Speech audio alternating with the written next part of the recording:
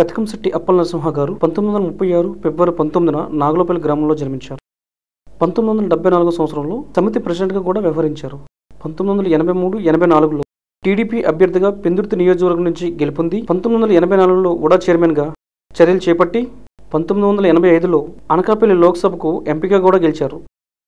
మన Visakhapatnam diamond park దగ్గర ఉన్న కాంస్య విగ్రహం పెతకంశెట్టి అప్పల నరసింహ గారు. ఆయన కుమారుడైన పీజీవీఆర్ నాయుడు గారు మనతో ఉన్నారు. ఆంధ్రప్రదేశ్లో ఏ పార్టీ అధికారంలో ఉన్నా విశాఖపట్నంలో మాత్రం ఎప్పుడు తెలుగుదేశం పార్టీయే గెలుస్తూ వస్తుంది.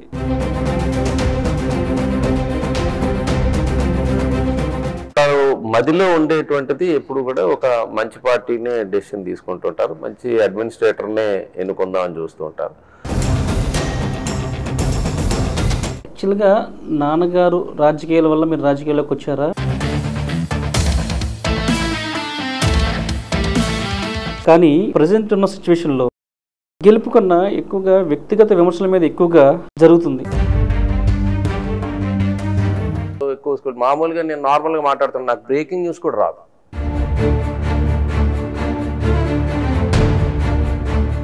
రెండు 2009లో పీఆర్పీ నుంచి పోటీ చేసి ఓడిపోయారు. ఎప్పుడు కూడా ప్రతిసారి గెలుస్తూ ఉంటే మనకు కూడా చాలా వరకు తెలుస్తుంది. సో వాటి నుంచి కూడా చాలా నేర్చుకున్నా. టీడీపీ గవర్నమెంట్ అంతా భారీగా ఓడిపోతుందని ఏమైనా అనుకున్నారా సార్?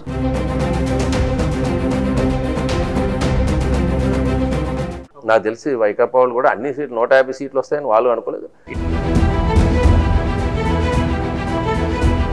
ఎంతోమంది నాయకులు వచ్చారు వెళ్ళారు, కానీ ఈ సమస్యకి పరిష్కారం జరగలేదని ఇప్పటికీ అంటున్నారు. ప్రభుత్వం ఇచ్చే భూమి రేటు సరి సమానంగా లేదని మళ్ళీ కోర్టులో వాద్యాలు. పీజీవీఆర్ నాయుడు గారు అంటే పెతకంశెట్టి గణ వెంకటరెడ్డి నాయుడు గారు, సింపుల్గా గణబాబు గారు అంటారు. ప్రస్తుతం మన పశ్చిమ నియోజకవర్గ ఎమ్మెల్యే అతనితోనే మాట్లాడి తెలుసుకుందాం. నమస్కారం గణబాబు గారు.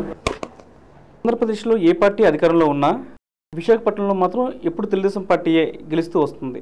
దాని గురించి మీరు ఏమంటారు సార్? నగర వాతావరణం ఉంది, అర్బన్ ఏరియాస్ ఇప్పుడు కూడా ఎక్కువ అవగాహన ఉన్నటువంటి వారు ప్రస్తుత రాజకీయాలు కానీ భవిష్యత్తు పట్ల ఆకర్షితులై విశాఖపట్నానికి అర్బనైజేషన్ అనగానే కూడా ఎక్కువ మంది వేరు ప్రాంతాల నుంచి వచ్చి ఇక్కడ ఉపాధి పొందటమో వ్యాపార రీత్యా వచ్చి సెటిల్ అయిన వాళ్ళు ఎక్కువ ఉంటారు.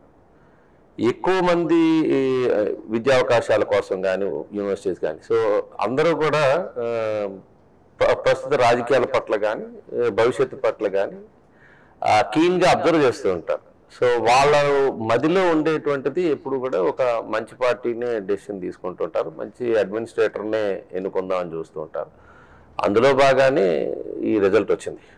సిటీస్కి వచ్చేటప్పటికి విశాఖపట్నం అనేటప్పటికి నేచురల్ గ్రోత్ ఉన్నటువంటి సిటీ, మనకి సహజసిద్ధంగానే వచ్చినటువంటి అన్ని అవకాశాలు పూర్వం నుంచి తీసుకున్నప్పుడు eastern naval command head quarters ఇక్కడే ఉంది, రిజర్వ్ ఫారెస్ట్ ఉంది, జూ ఉంది, ఫార్మా సిటీ ఉంది, స్టీల్ ప్లాంట్ ఉంది, అన్ని ఇండస్ట్రీస్ ఉన్నాయి, షిప్ యార్డ్ ఉంది, డాక్ యార్డ్ ఉంది, రెండోది రిఫైనరీస్ ఉన్నాయి, ఇతరత్ర బీచ్ ఉంది, అందమైన బీచ్ ఉంది, హెల్త్ టూరిజం కూడా ఇక్కడ కేజీహెచ్ ఉండటం వాళ్ళు ఇప్పుడు ఎప్పటి నుంచో ఒరిస్సా నుంచి కూడా వచ్చేట ఉంటారు.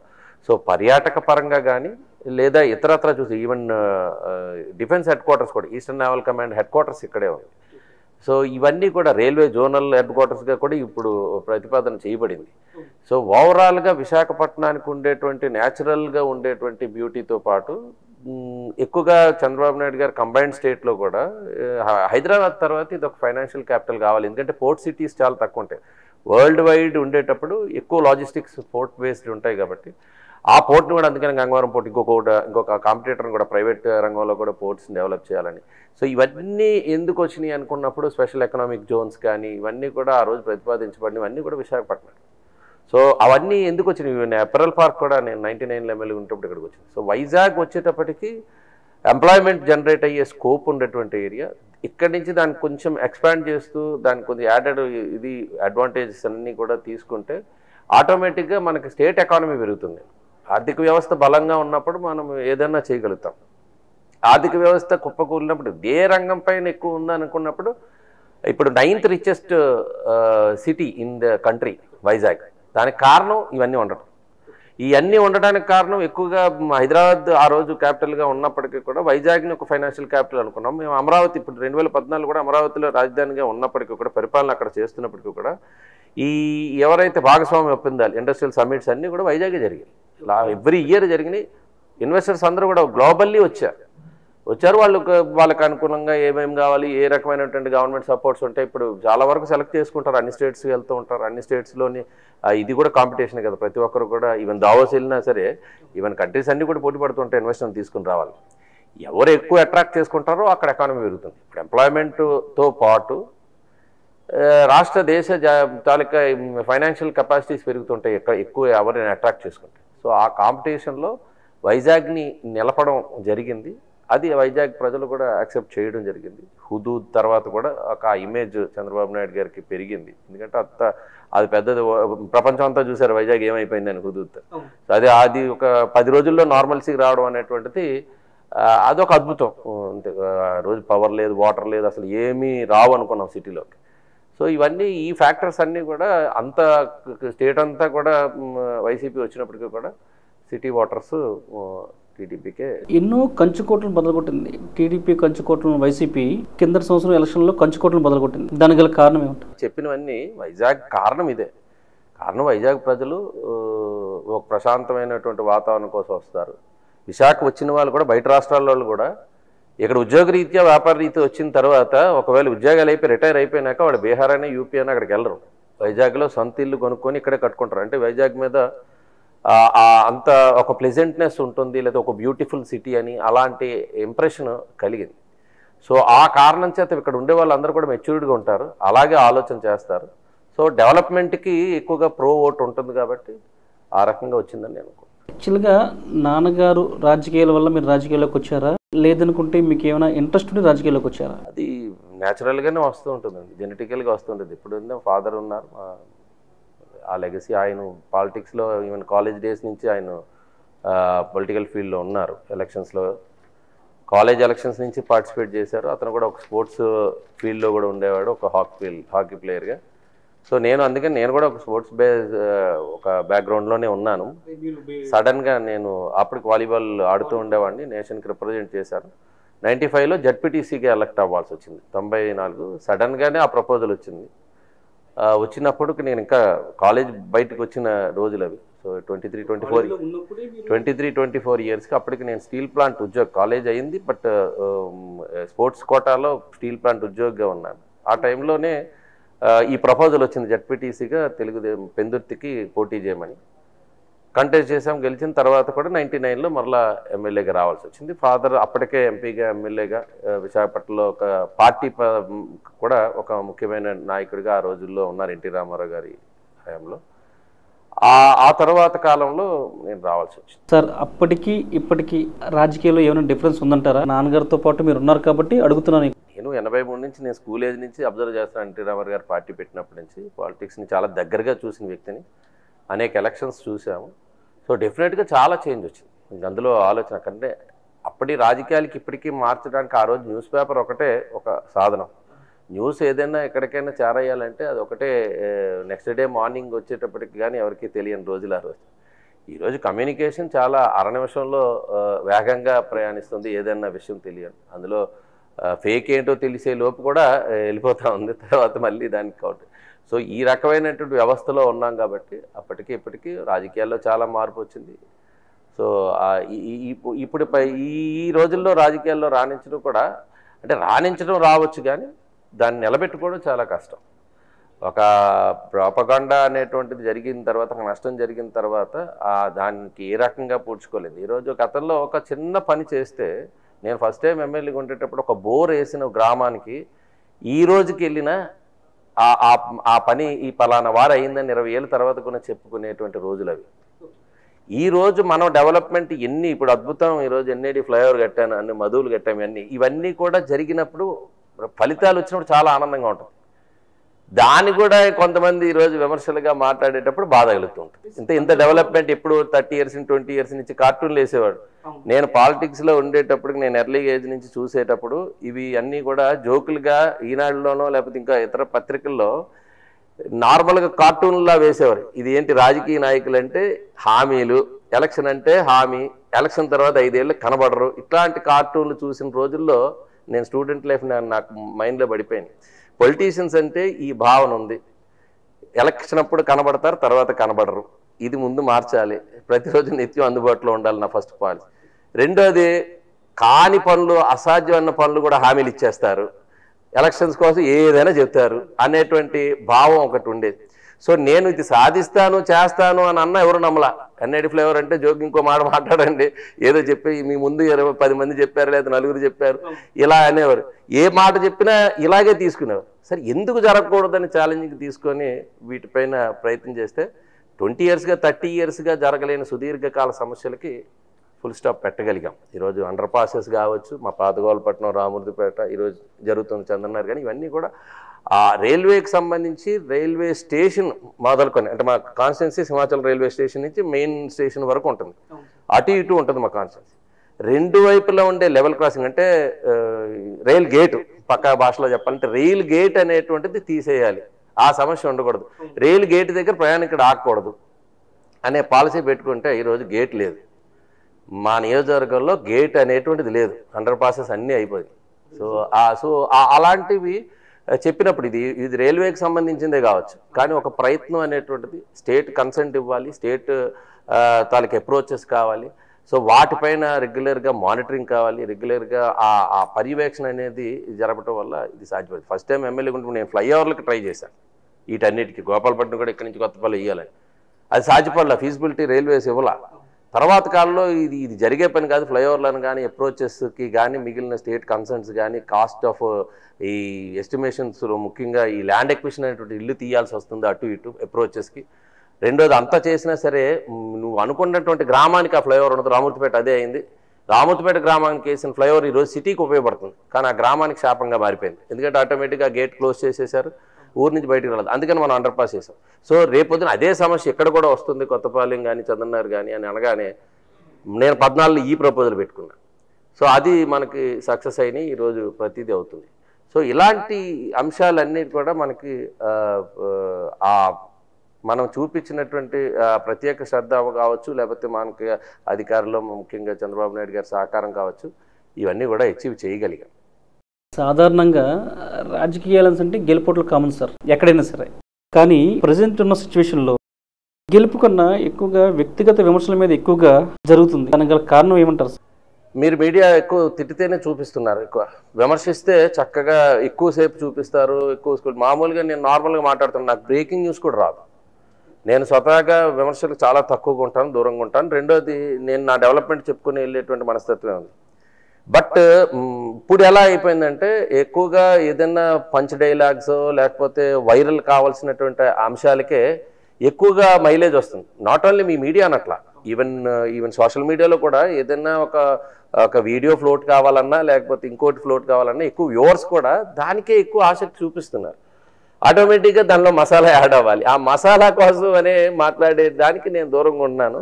సో అందువల్ల దీన్ని నేను వ్యతిరేకిస్తుంటాను. విమర్శల కంటే కూడా విమర్శలకు ప్రతి విమర్శలు తప్పదు రాజకీయాల్లో, ఎవరైనా సరే. ఎందుకంటే విమర్శలు కాకపోయినా అట్లీస్ట్ వచ్చినటువంటి ఏదైతే బ్లేమ్ ఉంటుందో దానికి కౌంటర్నే ఇవ్వాలి, అది రాజకీయ వ్యవస్థలో ఉంది. బట్ ఇప్పుడు మీరు చూస్తే, ఇప్పుడు అసెంబ్లీ చూస్తే అసలు డిబేట్ ఎక్కడుంది? వన్ సైడ్ వాదన వెళ్ళిపోతుంది, రెండో సైడ్ సస్పెండే ఉంటుంది. హౌస్లో మైక్ ఇవ్వరు, బయటకు వచ్చి మళ్ళీ మీడియా ముందు మాట్లాడుకునే పరిస్థితి. ఆ మీడియాని కూడా అసెంబ్లీలోకి అలౌ చేయరు. అసెంబ్లీ పాయింట్ దగ్గర నుంచి మళ్ళీ 1 కిలోమీటర్ బయటకు పోవాలి, అక్కడ కూడా లైవ్ జరుగుతున్నప్పుడు లైవ్లు ఇవ్వకూడదు. ఎన్ని ఆంక్షల మధ్య ఈరోజు బయాస్డ్గా ఒకవైపు జరిగేటువంటి పరిస్థితి వచ్చింది. అది నేషన్ వైడ్ ఉన్నది, ఈరోజు స్టేట్లో కూడా అదే పరిస్థితి వచ్చింది.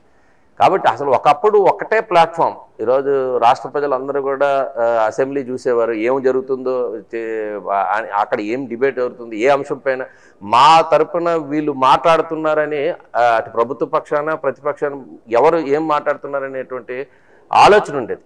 ఈరోజు ఆ శ్రద్ధ కూడా పోయింది. ఈరోజు అసెంబ్లీ జరుగుతుంటే ఏముంది అక్కడ గొడవలు తిట్లు అనేటువంటి పరిస్థితి ఏముంది, అక్కడ ఏదో అరుపులు కేకలు అనే పదాలు వచ్చేసినాయి. ఇది రాను వచ్చింది. నేను ఫస్ట్ టైం శాసనసభ్యునిగా వెళ్ళి అసెంబ్లీలో కూర్చున్నప్పుడు అసలు ఆ డిబేట్స్లో మాట్లాడుతున్నటువంటి చాలా సీనియర్ మోస్ట్ ఉండేవారు, చాలా చలోక్తులు ఉండేవి. ఉందాగా నవ్వులతో మాట్లాడుతుండేవారు ఒకరికొకరు. ఎక్కడ ఏదో డైరెక్ట్గా మాట్లాడుతున్నా ఒకరికొకరు చలోక్తులు కానీ విమర్శలు కూడా ఆ రకంగానే ఉండేవి. అవి రాను రాను కూడా ఆ విమర్శల తాలూకా వేడి వాడి ఎంతవరకు వెళ్ళిపోయిందంటే ఇంక ఇండివిజువల్గా కుటుంబాల దగ్గరికి ఇంకా ఏదో రకంగా బయట వీధుల్లో మాట్లాడే పరిస్థితి ఈరోజు అసెంబ్లీ వేదికగా చూస్తున్నామంటే చాలా బాధ కలుగుతుంది. సార్ 3 పర్యాయాలు మీరు ఎమ్మెల్యేగా గెలిచారు. 2009లో పిఆర్పి నుంచి పోటీ చేసి ఓడిపోయారు. దానికి కారణం ఏమంటారు? ఎన్నికైన ఇప్పుడు చాలా మంది ఓటమి గెలుపులు అనేటువంటి సహజం రాజకీయాలు. నేనే కాదు, మా ఫాదర్ కూడా ఎలక్షన్లో ఎన్టీ రామారావు గారు ఓడిపోయినారు, పవన్ కళ్యాణ్ గారు ఓడిపోయినారు, చిరంజీవి గారు ఓడిపోయినారు, ఇందిరాగాంధీ గారు ఓడిపోయినారు. ఓటమి గెలుపులు అంతకంటే పెద్ద గొప్ప ఫలం ఏం కాదు. ఓటమి గెలుపులు పార్టీల సంగతి కాదు. ఓటమి గెలుపులు అనేటువంటివి రాజకీయాల్లో కానీ స్పోర్ట్స్లో కానీ ఎక్కడైనా సరే ప్రతిసారి గెలవడం అనేటువంటిది ఎప్పుడు ఉండదు. సో ఆ రకంగానే కూడా ఆ రోజు జరిగింది. నేను ప్రజారాజ్యంలోకి వెళ్ళడానికి కారణం 2004లో ఇన్సిడెంట్. నేను సిట్టింగ్ ఎమ్మెల్యేగా ఉన్నాను. సో అప్పుడు ఉండేటువంటి పరిస్థితులకు అనుగుణంగా అప్పటి రాజకీయాల్లో అప్పుడు ఉండేటువంటి పరిస్థితుల వల్ల మనం వెళ్ళాల్సి వచ్చింది. సో అప్పటికి డీలిమిటేషన్ అటువంటి కాన్స్టిట్యున్సీలో. సో అదే సందర్భంలో ఓటమి చూడాల్సి వచ్చింది. ఓటమి నుంచి కూడా చాలా నేర్చుకుంటూ ఉంటాం. ఎప్పుడు కూడా ప్రతిసారి గెలుస్తామంటే మనకు కూడా చాలా వరకు తెలుస్తుంది. సో ఓటమి నుంచి కూడా చాలా నేర్చుకున్న దాని మీద వెంటనే 1 ఇయర్లోనే ఉన్నాం. నేను 1 ఇయర్ మాత్రమే ఉన్నాం. ఎలక్షన్లో జరిగింది. నేను కాదు, స్టేట్లో తెలుగుదేశం పార్టీలు చాలామంది సీనియర్స్ వితౌట్ రీజన్ కూడా వెళ్ళిన వాళ్ళు ఉన్నారు. నాకంటే రీజన్ ఉంది. కింద సార్ ఎలక్షన్లో టీడీపీ గవర్నమెంట్ అంత భారీగా ఓడిపోతుందని ఏమైనా అనుకున్నారా సార్? నేనైతే ఊహించలేదు. అంత తప్పిదాలు కూడా ఏం జరగల. తెలుగుదేశం హయాంలోనే ఈరోజు కొత్త స్టేటు డెఫినెట్గా 2014లో చంద్రబాబు నాయుడు గారు ముఖ్యమంత్రి కావాలని ప్రజలు అనుకున్నారు, గెలిపించారు. గెలిపించిన తర్వాత అదే స్థాయిలో అదే స్పీడ్గా ఈరోజు రాజధాని నిర్మాణానికి అడుగులు పెట్టడం, ల్యాండ్ ఎక్విజిషన్ చేయటం కానీ, మన పాలన మనం జరిపించుకోవాలనే ఉద్దేశంతో అటు పోలవరం ప్రాజెక్టు కానీ, అనేక సంక్షేమ పథకాలు అభివృద్ధి కానీ ఎక్కడ ఆగకుండా ఏ లోపం లేకుండానే ఆ రోజు అడ్మినిస్ట్రేట్ చేశారు. ఒక ఛాన్స్ అనేటువంటిది ఒక కారణం అయితే వారికి ఇవ్వాలని అనుకున్నారు, ప్రజలు ఇచ్చారు. బట్ మనకి ఎలాగో నగరంలో మేము పోటీ చేసాం కాబట్టి మాకు అంత వ్యతిరేకత అయితే మేము ఎక్కడ అనిపించలేదు. కానీ అంత పెద్ద ఎత్తున లాస్ అవుతుంది అనేది ఎవరు ఊహించలేదు, వాళ్ళు కూడా ఊహించలేదు. నాకు తెలిసి వైకాపా వాళ్ళు కూడా అన్ని సీట్లు 150 సీట్లు వస్తాయని వాళ్ళు అనుకోలేదు. అధికారంలో వస్తారని అంచనా వేసి ఉండొచ్చు. సార్ పంచగ్రామాల సమస్య అంటున్నారు. ఎన్నో ఏళ్ళ నుంచి వింటున్నాం పంచగ్రామాల సమస్య. ఎంతో మంది నాయకులు వచ్చారు వెళ్ళారు, కానీ ఈ సమస్యకి పరిష్కారం జరగలేదని ఇప్పటికీ అంటున్నారు. దానికి మీరు ఏమంటారు సార్? ఇది ఇనామ్ అండ్ ఎస్టేట్ అబాలిషన్ యాక్ట్లో ఈ గ్రామానికి కొంచెం శాపంగా మారింది. ముఖ్యంగా ఈ పంచగ్రామాలు అనేటువంటివి ఇనాం గ్రామాలు. ఈ ఇనాం గ్రామాలు ఇనాందారుగా జనరల్గా ఏం చెప్తుందంటే ఇనాం అబాలిషన్ యాక్ట్ కానీ ఎస్టేట్లు కానీ పూర్వం ఆ యాక్ట్ రద్దయినాయి. ఎప్పుడైతే మన దేశానికి ఆఫ్టర్ 56 తర్వాత మన స్వతంత్రం వచ్చినాక మనం ఈ చట్టాలను రూపొందించుకునే క్రమంలో ఇనాందారులు, జమీందారులు, ఎస్టేట్లు ఇవన్నీ కూడా రద్దయినప్పుడు వారి దగ్గర ఉండేటువంటి భూములన్నీ కూడా ఎవరైతే భూమిపైన ఉండేటువంటి రైతాంగం ఉన్నారో, భూమిపైన నివసిస్తున్నారో వాళ్ళకి పూర్తి హక్కులు సంక్రమించాయి. ఇది దేశవ్యాప్తంగా వచ్చిన క్రమంలో ఇక్కడికి వచ్చేటప్పటికి విజయనగరం సంస్థానానికి సంబంధించినటువంటి భూములు కూడా ఎస్టేట్కి సంబంధించినటువంటి భూములన్నీ కూడా ఎస్టేట్కి పరమైనటువంటి మాన్సాస్ ట్రస్ట్ కాకున్నవన్నీ కూడా ఎవరైతే ఉన్నారో వారికి అందులో ఉండే రైతాంగానికి హక్కులు సంక్రమించినాయి. అదేవిధంగా ఇనాం గ్రామాలుగా ఉన్నటువంటివి అవి కూడా ఈ ఇనాం గ్రామాలు కూడా మళ్ళీ ఎస్టేట్కి సంబంధించినవి. ఆ గ్రామాల్లో కూడా ఈ సింహాచలంకి సంబంధించినట్టు ఈ గ్రామాలని ఆ రోజు వారు ఏదైతే అనుకున్నారో, ఎందుకంటే ఇవి ఈ ఇనాం ఎస్టేట్లుగా పరిగణించబడ్డాయి. ఈ ఇనాం ఎస్టేట్లకు వచ్చేటప్పటికి ఒక నోటిఫికేషన్ ఆ రోజు ఇప్పుడు రైతాంగాన్ని కానీ ఇక్కడ ఉండే వరకు దానిపైన అవగాహన ఉండకపోవచ్చు, క్లైమ్స్ చేసుకున్నారు. అప్పుడు సెటిల్మెంట్ అయింది. సెటిల్మెంట్ అంటే సెటిల్మెంట్ ఆఫీసరు 1960లో ఒక అనకాపల్లిలో ఒక సెటిల్మెంట్ ఆఫీసులో ఎవరైనా ఏదైనా క్లైమ్స్ ఉంటే అప్పీల్ చేసుకోవాలి. అవగాహన ఎవరికి ఉండేది కాదు. సో ఎస్టేట్ వారు ఆ రోజు అప్పీల్ చేసుకున్నారు, ఇది ఇనాం ఎస్టేట్ కాదు, దీనికి మాకు హక్కులు కావాలి 5 గ్రామాలకి. అది అక్కడ పెండింగ్ ఉంటుండగా ఇది అన్సెటిల్డ్ విలేజ్లుగా తయారైంది. ఇది సెటిల్ చేయలేదు, అంటే రైతుకి హక్కులు సంక్రమించాల, అటు దేవస్థానానికి సంక్రమించకుండా అవి చాన్నాళ్ళు అప్పుడు లిటిగేషన్ ఉంది. 62 నుంచి దాదాపు అది 90ల వరకు ఉండడం వల్ల దానివల్ల ఏమైందంటే తర్వాత కాలంలో అసలు ఈ భూములు ఎవరికి చెందుతాయి? ఎస్టేట్ లేదు. ఎస్టేట్ కాకపోయినప్పుడు ఈరోజు జమీన్ రాజావారి వ్యవస్థ లేనప్పుడు ఈ భూములు ప్రభుత్వానికి చెందాలి. ఇందులో ఏంటి? రైతాంగం ఉంటే రైతాంగం చెందుతాయి. గడ్డలు, వాగులు, కొండలు, పోరంబోకలు, ఇప్పుడు అవన్నీ కొండలు ఇవన్నీ ప్రభుత్వానికి చెందుతాయి. అంటే రాష్ట్ర ప్రభుత్వానికి చెందుతాయి, ఇంకా ఎస్టేట్కి ఉండదు. ఇంతకుముందు ఇవన్నీ కూడా ఎస్టేట్లో ఇనాములకు వాళ్ళకు ఉండేవి. ఆ యాక్ట్ అది చెప్తుంది. అప్పుడు ఏమైందంటే రెవెన్యూ యంత్రాంగం అంటే ప్రభుత్వం తరపున అదేవిధంగా దేవస్థానం తరపున 2 కోట్లుగా వేసుకున్నారు. చానాలు ఇది 20 ఏళ్ళు నడిచింది. 80 నుంచి ఆల్మోస్ట్ 95, 96 వరకు ఈ కేసెస్ కోర్టుల్లో ఉండడం వల్ల కోర్టులో ఏం తేల్చారు? ఇప్పుడు మీకు ఉదాహరణకి ఇప్పుడు సెక్షన్ 2A కింద డివిజన్ వచ్చినప్పుడు ఈ కొండలన్నీ కూడా ప్రభుత్వానికి చెందుతాయన్నారు. మనకు సింహాచలం అప్పన్న స్వామికి అసలు మెయిన్ ఉన్నటువంటి భూమి కొండ, వేల ఎకరాలు ఉంది. సో దానిపైన హక్కు కోల్పోయే పరిస్థితి వచ్చేది. సో దానిపైన వాద్యాలు ఉన్నప్పుడు రెవెన్యూ మంత్రిగా అశోక్ గజపతి గారు ఏదైతే ఇప్పుడు ఎస్టేట్ వారే రాష్ట్రంలో రెవెన్యూ మంత్రిగా ఉండేటప్పుడు రెవెన్యూ యంత్రాంగాన్ని దేవస్థానానికి ఒక ఒప్పందం జరిగింది.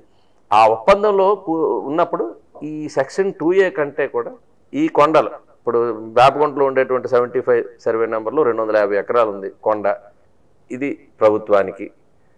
అలాగే 275 సర్వే నెంబరు ఆదివరం రెవెన్యూ, ఈ స్వామివారి కొండ ఉన్నది, ఈ కొండ మీద ఉన్నదంతా కూడా స్వామివారికి. ఇట్లాగా ఒక పెద్ద మనుషుల ఒప్పందం అనుకోండి, అట్లా ఒక నోటిఫికేషన్ తయారు చేస్తూ అక్కడ ఒక మిస్టేక్ ఏం జరిగిందంటే, మిస్టేక్ అన్నారో లేకపోతే ఇంకొకటి అంటే టైటిల్ మీద ఏదైనా లిటిగేషన్స్ పడతాయి అనుకున్నారో తెలియదు కానీ ఊళ్ళో ఆ గ్రామాల్లో ఈ పంచగ్రామాల్లో ఉండేటువంటి రైతాంగానికి పరిగణలోకి తీసుకోలేదు. అంటే వాళ్ళ హక్కుల్ని కూడా వాళ్ళకి ఏముంది, ఎన్నాళ్ళ నుంచి ఉన్నారు, వాళ్ళ హక్కులు ఏంటి అనేటువంటిది కూడా వెరిఫై చేసుకుని ఉంటే అవి మినహాయింపు చేసి ఆ రోజు దేవస్థానానికి ఒక పట్టాల రూపంలో హక్కుని కలిగించారు. ఇది ఆ టైంలో జరిగినటువంటి అంశం వల్ల ఇది లీగల్గా కాంప్లికేట్ అయిపోయింది. అప్పటి రైతాంగాన్ని పరిగణలో తీసుకోవడం, ఎందుకంటే అందులో రైతాంగంలో 1903లో ఒక సర్వే జరిగింది, గిల్మెన్ అనేటువంటి వారు. ఆ గిల్మెన్ అనేవారు ఈ సింహాచలం ఏదైతే ఇప్పుడు ఈ విజయనగరం ఎస్టేట్కి కలెక్టర్గా వచ్చారు. ఎందుకు వచ్చారంటే కలెక్టర్గా మద్రాస్ ప్రెసిడెన్సీలో అప్పుడు ఉమ్మడి రాష్ట్రం ఉండేది, తమిళనాడు మనకి కలిపి ఉమ్మడి రాష్ట్రంలో ఉండేటప్పుడు అక్కడి నుంచి బ్రిటిషర్స్ ప్రభుత్వం, బ్రిటిషర్స్ వాళ్ళు 19th సెంచరీలో అంటే 19 అప్పుడు మనకు స్వాతంత్రం రాల. ఇక్కడ పివిజి రాజు గారి ఫాదర్, అతను మైనర్ అనమాట, వాళ్ళ ఫాదర్ చనిపోయినారు. సో అతను మైనర్ అంటే ఇంకా 18 years నిండాల అతనికి, మైనర్ కాబట్టి అతని ఫాదర్ చనిపోతే తర్వాత రాజరికం ఆయన కూడా. సో ఎస్టేట్కి బాస్ లేడు, కింగ్ లేనప్పుడు మద్రాస్ ప్రెసిడెన్సీ ఒక కలెక్టర్ని ఈ ఎస్టేట్కి చైర్మన్గా ఆ రోజు నియామకం చేసింది. ఆ చేసినప్పుడు అతని పేరు గిల్మెన్. ఆయన కలెక్టర్, ఆయన ఐసీఎస్ ఆఫీసర్, అప్పుడు ఐసీఎస్ అనేవారు, ఇప్పుడు ఐఏఎస్, అప్పుడు ఐసీ. అతను ఈ ఎస్టేట్లో ఉండేటప్పుడు ఒక సర్వే చేయించాడు, మొత్తం విజయనగరం సామ్రాజ్యంలో ఉండేటువంటి భూములన్నీ సర్వే చేశాడు. ఆ సర్వేలో క్లియర్ కట్గా రైతు ఎక్కడ ఉన్నాడు, శ్మశానం ఎక్కడ ఉంది, అన్నీ పొందుపరిచాడు. ఎక్కడ బంజరు ఉంది, ఎక్కడ దేవస్థానంకి ఏం సంక్రమించాయి, మొత్తం 5 గ్రామాలకి కూడా గిల్మెన్ సర్వే అనేది ఆధారంగా ఆ రోజు, ఆ తర్వాత కాలంలో కూడా చాన్నాళ్ళు అది ఆధారంగా ఉంది. దాన్ని కూడా పరిగణలోకి ఆ రోజు తీసుకోలేపాడు. అంటే ఏదో ఒక సర్వే ఆధారం, ఇప్పుడు భూమి మీద ఎవరున్నారనేది సర్వేలు, ఇప్పుడు కూడా సర్వేలే కదా, 62 తర్వాత ఇప్పుడు సర్వేలు చేయని, ఎవరైనా సర్వే ఒక ఎఫ్ఎంబి తయారైంది, ఎఫ్ఎంబి ఎలా తయారు సర్వే చేస్తేనే కదా. సో 56 తర్వాత సర్వేలు జరిగినప్పుడు కూడా మన దగ్గర సర్వే జరగల. ఈ 5 గ్రామాలు ఎందుకు చేయలేదంటే అన్సెటిల్డ్ విలేజెస్. సో ఇది సెటిల్మెంట్ జరగలేని దగ్గర సర్వేలు జరగలేదు. సో అందువలన పూర్వం నుంచి ఉన్నటువంటి రైతాంగం ఎవరు, నిజంగానే భూమి మీద ఆక్రమణదారుడు ఎవరు అనేది స్పష్టత లేదు. సో తర్వాత కాలంలో ఏమైంది, 2098 తర్వాత ఎవరైతే భవనాలు కట్టుకున్నారో వాళ్ళందరికీ కూడా రెగ్యులరైజ్ చేసుకోండి అనేటువంటిది ఒక జీవో 578 జీవో అని ఒకటి తీసుకొచ్చారు. అప్పుడు ఆ జీవోని ఆధారంగా కొంతమంది ఎల్ఆర్సీ డబ్బులు కట్టుకున్నారు, కొంతమంది కొట్టినా ఇంకా డిపాజిట్ అయినాయి, ఇవన్నీ కూడా తర్వాత కాలంలో వచ్చినాయి. ఇంకా తర్వాత కాలంలో ఇంకా స్ట్రక్చర్స్ పెరిగినాయి. తర్వాత కాలంలో ఇన్ని వేల మంది ఉన్నారు, ఇన్ని ఎకరాలు కావాల్సి వచ్చింది. ఇప్పుడు ఏ దేవస్థానంకా దీనికా హక్కులు పక్కన పెడితే ఇవి తేలాలంటే కోర్టుల్లో వాద్యాలు పడతాయి. ఇవన్నీ మళ్ళీ డెప్త్కి వెళ్లకుండా ఇది శాశ్వత పరిష్కారం చేయాలని ప్రభుత్వాలు అనుకున్నప్పుడు, అటు మా ప్రభుత్వంలోనూ అంటే ఈ ప్రభుత్వంలో కూడా ఏమనుకున్నారు, భూమికి భూమి దేవస్థానానికి ఇస్తే వాళ్ళు సంతృప్తి పడతారు. ఆ భూమికి భూమి ఇచ్చి ఇక్కడ ఉండేటువంటి ఎవరైతే ఉన్నారో నివాసం ఉన్నారో వాళ్ళకి రెగ్యులరైజ్ చేస్తే ఎలా ఉంటుంది అన్నట్టు ఓ ప్రతిపాదనలు అక్కడ రేట్ల విషయంలో కానీ ల్యాండ్ విషయంలో కానీ దానిలో కూడా భూమి ఇచ్చేటప్పుడు ఇక్కడ ఉండేటువంటి రేటు ప్రభుత్వం ఇచ్చే భూమి రేటు సరి సమానంగా లేదని మళ్ళీ కోర్టులో వాద్యాలు. సో ఇలాంటి ఒక మెయిన్ లీగల్ కాంప్లికేషన్స్ ఒకవైపు అయితే ముఖ్యంగా ప్రభుత్వాల్లో ఇప్పుడు మా గవర్నమెంట్లో స్పష్టంగా అందరూ చెప్పినప్పుడు ఒక క్లారిటీ వచ్చి వాళ్ళకి ముందు రెగ్యులరైజ్ చేసి ఈ ల్యాండ్ ఇవ్వాలనేది వచ్చి జీవో కూడా ఇచ్చాం. తర్వాత కాలంలో వీళ్ళు వచ్చినాక మరలా ఈ ప్రభుత్వం వచ్చినాక వీళ్ళు ఎలక్షన్స్ కూడా హామీ ఇచ్చి మొత్తం రెగ్యులేట్ చేస్తే క్లియర్ ఇచ్చేస్తామని చెప్పారు. 4 ఏళ్ళకి కమిటీలు 3-4 కమిటీలు వేశారు. ఆ ఇచ్చిన ప్రతిపాదనే బెస్ట్ సొల్యూషన్, ఇంకంతకంటే ఇంకో సొల్యూషన్ లేదు. ల్యాండ్ టు ల్యాండ్ దేవస్థానానికి ఇవ్వాలి. ఇక్కడ ఉండేటువంటి ఎవరైతే ఉన్నారో వీళ్ళకు ఉండేటువంటి టైటిల్ని పరిగణలో తీసుకొని వీళ్ళు పూర్వం నుంచి ఉన్నవాళ్ళు లేకపోతే ఎంక్రోచర్ ఇప్పుడు రీసెంట్గా ఆక్రమణదారుడు వీళ్ళకు ఉండేటువంటి ఎప్పటి నుంచి ఉన్నారు, 30 ఏళ్ళ నుంచి ఉన్నారా, 50 ఏళ్ళ నుంచి ఉన్నారా, లేకపోతే 100 ఏళ్ళ నుంచి ఉన్నారా, దానికి తగ్గట్టుగా ధర నిర్ణయించి ఎక్స్టెంట్ బట్టి వాడు 100 గజాల్లో ఉన్నాడా లేకపోతే ఎకరాల్లో ఉన్నారా ఇవన్నిటికీ కేటాయం చేసుకుని వాళ్ళకి ధర నిర్ణయించి ఒక పర్మనెంట్ సొల్యూషన్. ఇప్పుడు ఇంతకుముందు కూడా గవర్నమెంట్ ల్యాండ్కి అర్బన్ ల్యాండ్ సీలింగ్ వాటన్నిటి కూడా ఇదే యాక్ట్, ఆ యాక్ట్ ప్రకారమే రెగ్యులరైజ్ జరిగినాయి. అదే రకంగా దేవస్థానం కూడా నష్టం కాకుండా అదేవిధంగా ఎన్నో ఏళ్ల తరబడి ఉన్నటువంటి రైతాంగం కానీ లేకపోతే నివాస స్థలాల్లో ఉన్నటువంటి వారు కానీ శాశ్వత పరిష్కారం చేయాలంటే ఇది ఒకటే మార్గం. దానిపైన స్పష్టమైన నిర్ణయం ఈ ప్రభుత్వం తీసుకోకపోవడం వల్ల ఇది జటిలమైంది. ఇది గతంలో తీసుకున్న నిర్ణయాన్ని ఇంప్లిమెంట్ చేసినా సరిపోయేది. వీరు కొత్తగా మరలా మొదలు పెట్టేటప్పటికి ఇది జాప్యం జరిగింది. ఈలోగా ఇంకా లీగల్ కాంప్లికేషన్ అయింది. ఇప్పుడు వాళ్ళ చేతుల్లో ఉందా లేదా కూడా తెలియదు, ఎవరు స్పష్టంగా చెప్పే పరిస్థితిలో ఇక్కడ ఒక్కొక్క రకంగా వాళ్ళు మంత్రులు కావచ్చు లేకపోతే ఎమ్మెల్యేలు కావచ్చు ఎవరికి కూడా ఒక క్లారిటీ, ఈవెన్ ఐఏఎస్ ఆఫీసర్స్ కూడా. ఎందుకంటే నేను ఒకసారి మాట్లాడినప్పుడు గిల్మెన్ అనేవారు సర్వేర్ అని ఆర్గ్యూ చేశారు. ఒక సర్వేరు చెప్పిన రిపోర్ట్ ఎలా వేస్తాను నేను ఆ మెడ్రాస్ గజెట్లో తీసుకున్నట్టు నోటిఫికేషన్ చూపిస్తే ఇతను ఐసీఎస్ ఆఫీసర్ మీలాగే అంతకుముందు ఉండేది బ్రిటిష్ గవర్నమెంట్ మెడ్రాస్ గవర్నమెంట్ ఆ నోటిఫికేషన్ చూసి అవకారు. అంటే ఎవరు కూడా దీనిపైన డెప్త్కి వెళ్ళటం లేదు, ఎవరు కూడా దీనిపైన స్పష్టంగా, ఎందుకంటే ఏదో కొలమానం ఉండాలి. ఆ గిల్మెన్ సర్వేని ఆధారంగా తీసుకుంటే సగం సమస్య పరిష్కారం అయిపోయింది. ఇప్పుడు రీసెంట్గా ఒక 6 నెలల క్రితం హైకోర్టు జడ్జిమెంట్ ఇచ్చేసింది. గిల్మెన్ ఆధారంగా జరాయితీ భూములు ఇవి అని చెప్పి ఇదే 5 గ్రామాల్లో కొంతమంది రైతులకి పాజిటివ్ ఆర్డర్ ఇచ్చింది. ఇది టైటిల్, ఇది ప్రైవేట్ ల్యాండ్, ఇట్స్ జరాయితీ ల్యాండ్ అని. అందులో జరాయితీ అంటే జరాయితీ.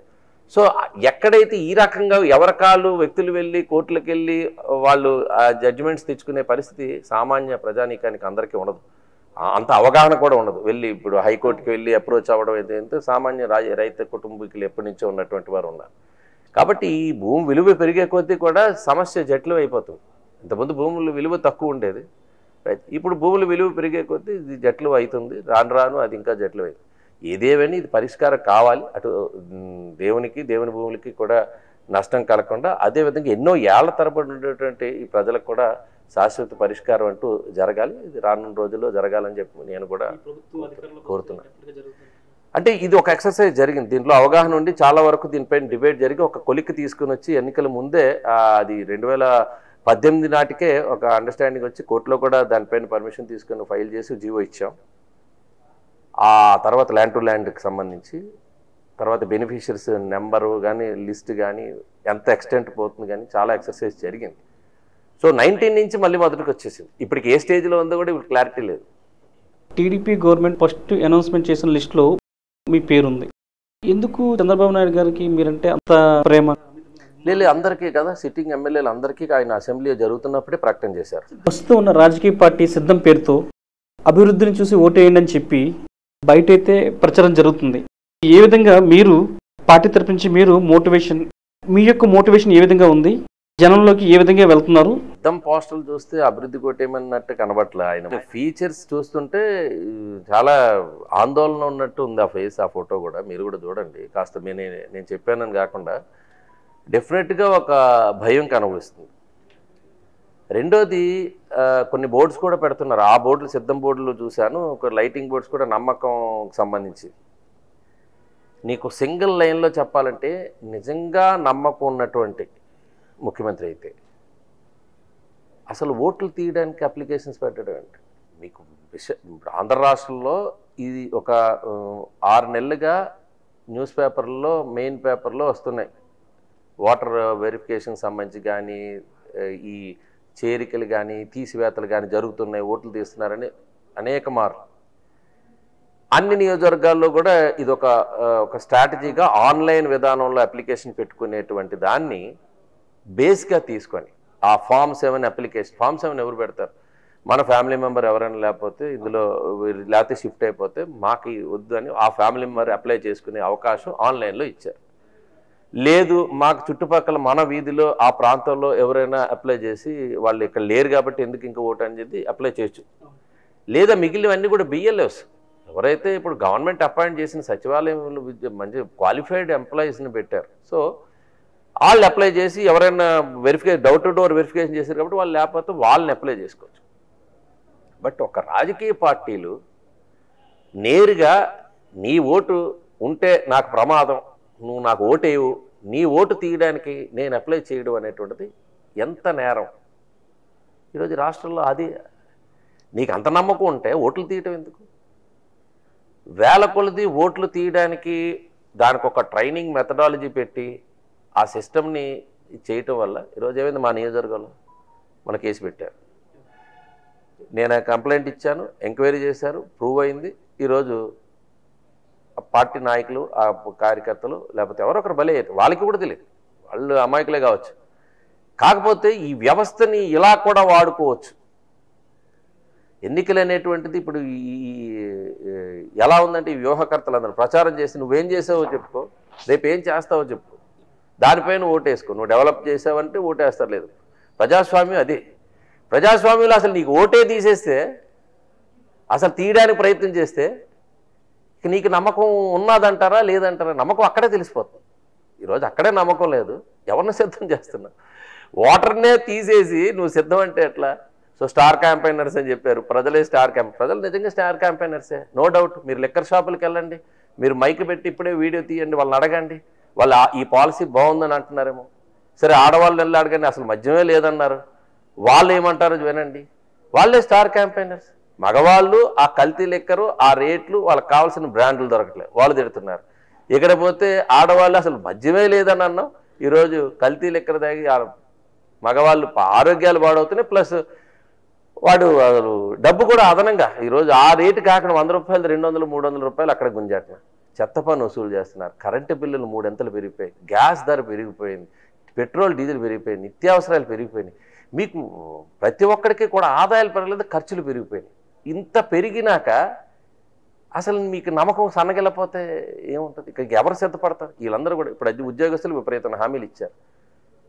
సిపిసి రద్దు చేస్తామన్నారు, ఎంప్లాయీస్ అన్నారు, 1వ తారీఖు కల్లా జనవరి కల్లా జాబ్ క్యాలెండర్ అన్నారు. యువత ఎవరు ఉద్యోగాలు కల్పన లేదు. డిఎస్సి నోటిఫికేషన్ ఎన్ని రోజుల నుంచి ఈరోజు 6,000 మందికి నోటిఫికేషన్ ఇచ్చారు, ఎవరికి ఆగిపోయినాయి. ఇప్పుడు ఏ సెక్టార్ ఆనందంగా ఉన్నారు? మీకు 1.5 year క్రితమే జనం సిద్ధమైపోయారు కదా. ఎమ్మెల్సీ ఎలక్షన్స్ 3 ఈవెన్ కడపలో కూడా ఓడిపోయినాయి, తెలుగుదేశం పార్టీ గెలిచారు. సింపుల్ 1.5 year కదా, 1 year అయింది. పబ్లిక్ ఎలక్షనే, ఓటర్ డైరెక్ట్ బ్యాలెట్, పోనీ ఈవీఎంలు కూడా కాదు, బ్యాలెట్లోనే నేరుగా చదువుకున్న ఓటర్ అంటే గ్రాడ్యుయేట్స్కో లేకపోతే డిప్లొమా వాళ్ళు లేకపోతే ఉద్యోగస్తులు వీళ్ళకే ఓటు ఉంది. ఈ సెక్టార్ ఓటు క్లియర్ కట్గా ఈవెన్ రాయలసీమ, సరే ఉత్తరాంధ్ర ఎలా ఉంది, రాయలసీమ, పులివెందుల, కర్నూలు, కడప అనేటువంటిది ఒక వైకాపా అడ్డా అని అంటున్నారు. ఎందుకంటే 14 కూడా అక్కడ సీట్లు ఎక్కువ వచ్చాయి. అక్కడ కూడా క్లియర్గా మ్యాండేట్ ఇచ్చారు 1 year బ్యాక్ ఓటర్స్. సో అందులో వేకర్ సెక్షన్ లేరా, తెల్లకార్డు లేదా, వాళ్ళకి నువ్వు బటన్ నొక్కలేదా? వాళ్ళకి ఒకవైపు బటన్ నొక్కో, వాళ్ళకి అయ్యే ఖర్చు వాళ్ళకి అవుతుంది. కరెంటు బిల్లు వస్తున్నాయి, అందరూ కూడా. అందుకే నేను అంటున్నాను, ఇది ధనికులు ఓటే కాదు, ఎమ్మెల్సీ ఎలక్షన్ ధనికులకు ఉద్యోగాలకే కాదు, పేద ప్రతి పూర్ కుటుంబంలో కూడా ఈరోజు చదువుకున్న పిల్లలు ఉన్నారు, చదువు లేని వాళ్ళు లేదు. ప్రభుత్వాలుగా ఏ ప్రభుత్వాలుగా చదువుకున్న వాళ్ళు అక్కడ కూడా ఉన్నారు. ఆ సెక్టార్లో కూడా మెజారిటీ వ్యతిరేకిస్తున్నారు. ఎందుకంటే వాళ్ళకి హక్కులు పోయినాయి, ఈరోజు ఖర్చులు బాగా పెరిగాయి, వాళ్ళకు ఉపాధి రాలా, ఉద్యోగాలు రాలు, ఎవరు ఉన్నటువంటి యువత అంతా అగనిస్ట్గా ఉన్నారు. సో ఇది నా అనాలిసిస్. డెఫినెట్గా ఒకసారి ఛాన్స్ ఇచ్చారు, ఎంతవరకు అడ్మినిస్ట్రేట్ చేస్తారని. ఏ వ్యవస్థ కూడా లేదు ఈరోజు దేశంలో కాదు, ప్రపంచంలో లేదు 3 capitals. ఒక ఫెయిల్యూర్ మోడల్ తీసుకొని వచ్చు. దేనికి ఇది ఫెయిల్ కాదా? అసలు హైకోర్టును నువ్వు తరలించాలంటే అక్కడ 70% ఆఫ్ ది జ్యుడిషియరీ యాక్సెప్టెన్స్ కావాలి. నువ్వు గవర్నమెంట్ పాలసీయే లేదు, నీకు అవగాహన ఉండి చేశారా లేకపోతే ఎట్లా అది? ఇప్పుడు మీరు దేనికి ఏమి సార్? ఇప్పుడు ఈరోజు కర్నూలు క్యాపిటల్ గురించి ఏమైనా మాట్లాడుతున్నారా? విశాఖపట్నం రాజకీయం గురించి కదా మాట్లాడుతున్నారు. ఇప్పటికీ రుషికొండలో ఉన్న బిల్డింగ్ గురించి మాట్లాడుతున్నారు లేదు కదా. అమరావతి వద్దనుకున్నారు, విశాఖపట్నాన్ని పొలిటికల్గా వాడుకుందాం అనుకున్నారు. ఇవన్నీ ప్రజలు చూసుకోరా, ఆలోచించరా? అమాయకులు కాదు కదా.